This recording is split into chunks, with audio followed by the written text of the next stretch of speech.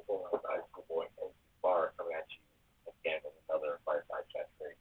We are diving into basically market news, how the market reacted to yesterday's news across youth and more. So you guys have been following the market for watching our favorite days and everything like that. I guess we as traders, or at least me myself, not really concerned necessarily what the news is. I'm kind of concerned more about how the market impacts it up and down. Sometimes bad news breeds a positive result. Sometimes bad news breeds a negative result, and vice versa for good news. So the news in of itself doesn't is not necessarily a trigger for me to execute trade or not execute trade.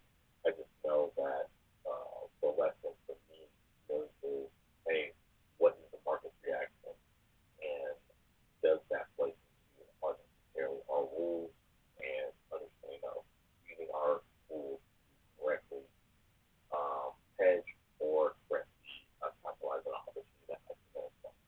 So we're gonna dive right into a couple plays that we looked at previously.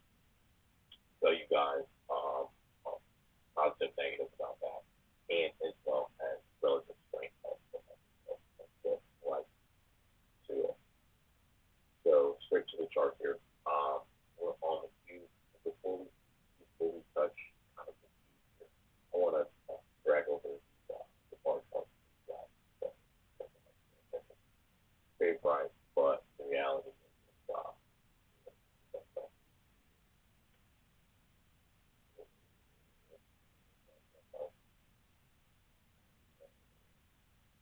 okay. Okay. So in the bar chart, um, you notice relative strength. The market action was less than favorable. Now, what I really want to highlight is not with this chart. It again shows general kind of relative strength, and I look at this almost every single day. How the market is now. This this kind of shows you the picture, right?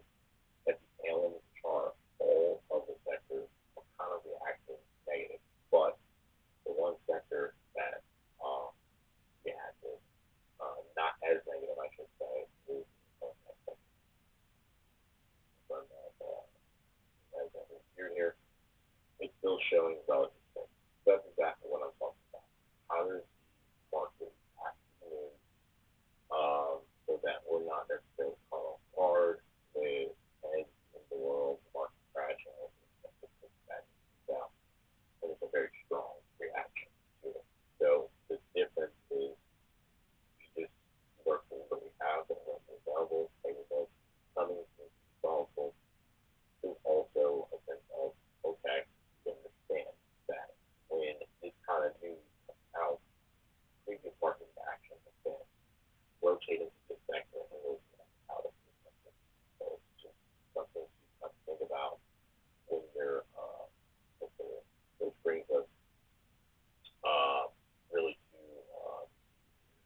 you know, making sure that we take that information and this is where we kind of start assessing sales. So these are kind of inflated. This train has stations in the case example with day traders out there, right? You're looking for potential plays.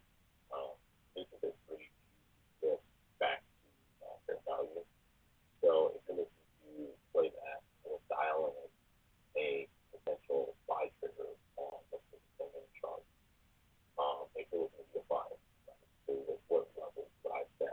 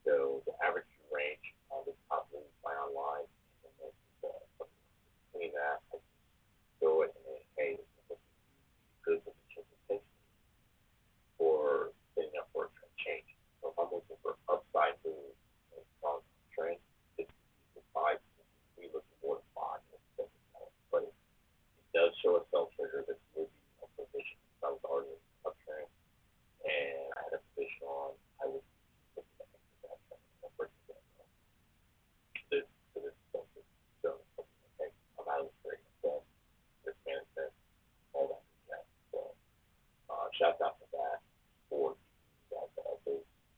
And the other one with G in the previous video also showing relative strength out in the dump. But like, hey, if this thing transitions to the upside, if unbalanced volume is in green, you could get a very nice value for the bulls, um, U.S. natural gas, and it is at lows, like really extremely. So this is for a trend change. This is growing this portfolio. I'm actually looking to do that. So if you can do a trend change here, unbalanced volumes in green, the trend's already showing some rotational momentum to that side. If we could start really getting this thing going, I would like to be a buyer for the market. Waiting for that confirmation, waiting for that actual like trend break, reversal test, and then actually get this drop down. If that happens, we definitely a buy this market. At this price, it would almost be acceptable. 19, the lows are 13, and with the potential, I wouldn't say it's down there next day, but even if you took it rotational, well, previous rotation high, 31, that risk reward is actually, I can definitely wait for that confirmation. Another one that we want to highlight, shout out to our ETF quality Ethereum. Shout out to you. So while the market is extremely and having a advantage, Ethereum shows the strength. I know some people think that Bitcoin and Ethereum, you know, just hands on, which I do read some capacity for risk tolerance. Um, isn't there by all means don't trade it. No one forces you to trade it.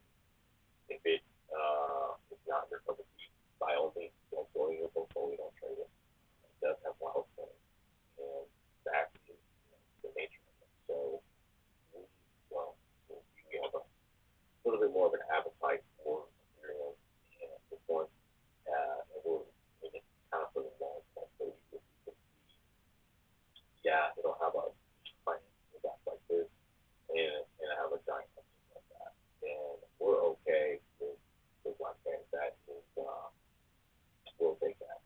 Right? That's pretty far from it. It's still in a relative uptrend, so an unbalanced volume. So we're gonna see this as something awesome. And how would you want to play this? Right? From a, I would narrow down in the time frame. It is very specific.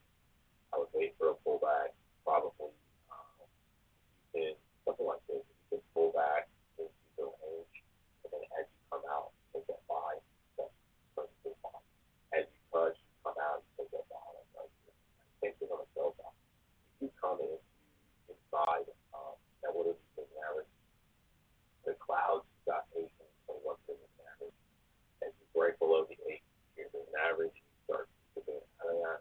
That's the juiciest point to take a trade. So let's say, for example, I put my sale right here. Would you be happy with this trade? This is a 3-day trade at this level, break below. Still same thing. Still trade even right, even if I move right here, right? Break below, you hold it for, buy it for a week, maybe hold it for 1 to 3 days, 1, 2, 3. Are you happy with that? Are you happy with that trade? Not everything works out that perfectly, but that's what we're looking for on the buy. Looking for something to continue as it comes out. That's your confirmation. You can move into our iCloud. You can move into our South Cloud. Let's take a position there. 1, 2, and 3. Um, what we can do, we'll add another cloud.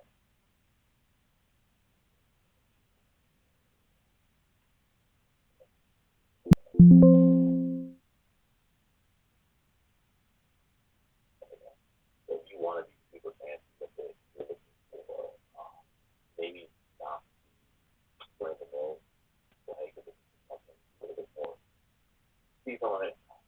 Your fast lane could be, let's say, 21, slow lane 50, some people make it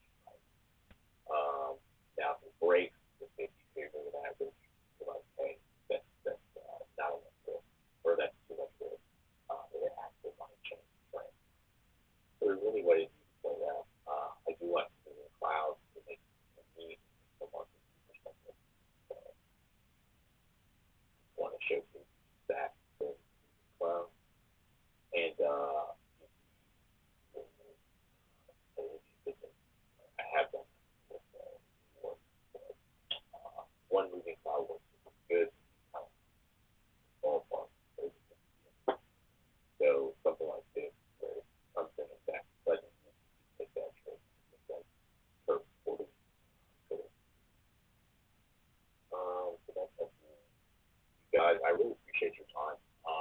Before we I want to keep this fun, and kind of dive into what's going on in that football levels and all the stuff. So kind of handle it.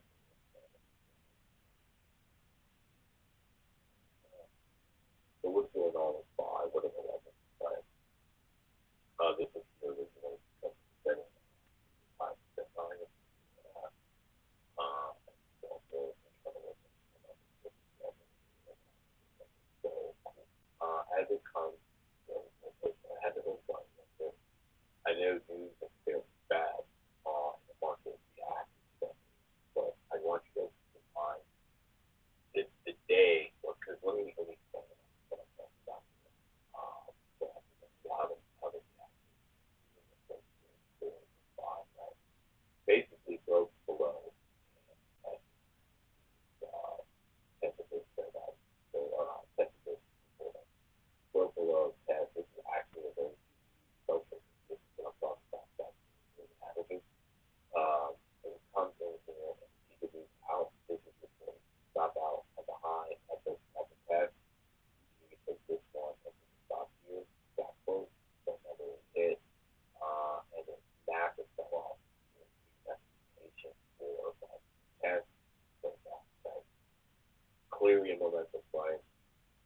Now, what you have to be worried about is that this is actually well taken up. Right? Mitigate that by having a clear trigger that hey, it's gone into the cloud and it's about to come out when it's about to fall. So take that cell off that way. And what that looks like here is your nuance, right?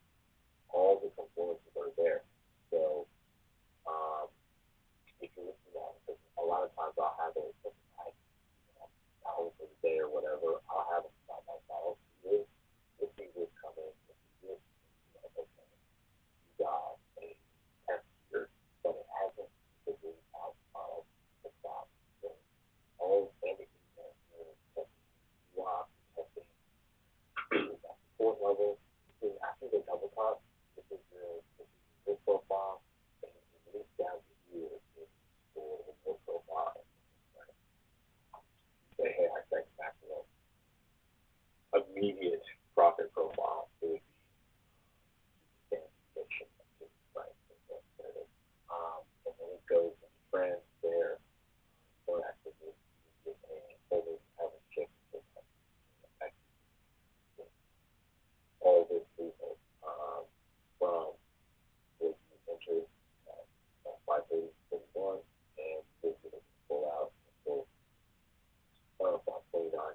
Really just out if you held on to it for more than that, I think you let them take over.